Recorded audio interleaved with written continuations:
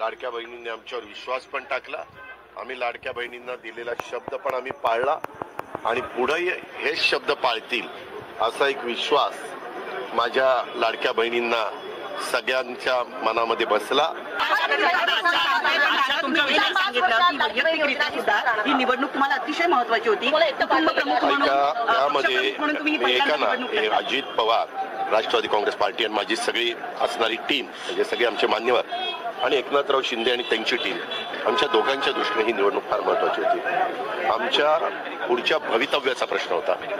आम्हाला लोकसभेला जो फटका बसला त्याच्यातनं आम्ही सावरलो, तिघांनी सावरलं। आम्हाला प्रफुल्लभाईंनी, सुनील तटकरेंनी, भुजबळ साहेबांनी, तिकडनं आमच्या एकनाथरावांच्या सगळ्या टीमनी सगळ्यांनी साथ दिली, संघटनेनी साथ दिली, सगळ्या सेल प्रमुखांनी साथ दिली आणि सगळ्यांनी ही निवडणूक आपली आहे असं समजून स्वतःला झोकून देऊन कामाला सुरुवात केली।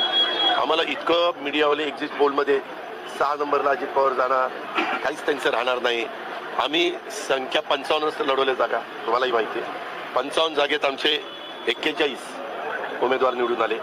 4-5-6 उमेदवार माझे अतिशय कमी मतांनी गेले आणि त्या मानाने आम्हाला पर्सेंटेज चांगलं मिळालं। तीच गोष्ट देवेंद्रजींच्या बाबतीत आणि एकनाथरावजींच्या बाबतीमध्ये घडली। आम्हाला सतत हिणवलं जात होतं, काय एक जागा आली लोकसभेला, एक जागा। आम्ही आमच्या मनाला सांगायचो, माझ्या आमदारांना सांगायचो, बाबा 5 वर्षापूर्वी काँग्रेसची पण एक जागा आली, आज सगळ्यात जास्त जागा काँग्रेसच्या लोकसभेत आल्या, चालतं असं।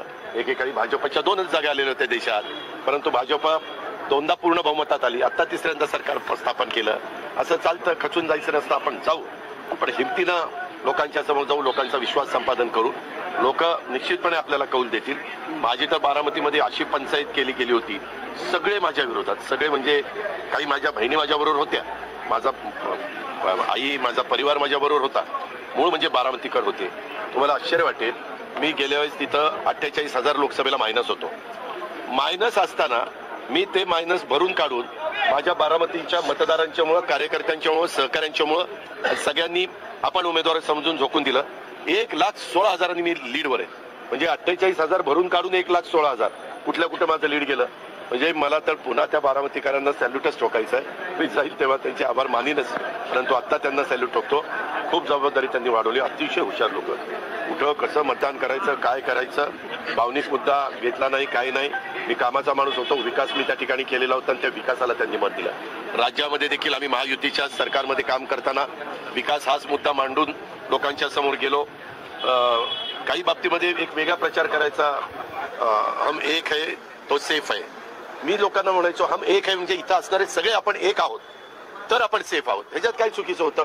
परंतु जसं सबका साथ सबका विकास तशा पद्धतीनं पण काही डोक्यातनं कल्पना काढायचे आणि काहीतरी तिसराच प्रचार करायचे। पण यावेळेस आम्हाला आमच्या मागासवर्गीय समाजाने पण साथ दिली, आमच्या अल्पसंख्याकांनी पण बऱ्यापैकी साथ दिली।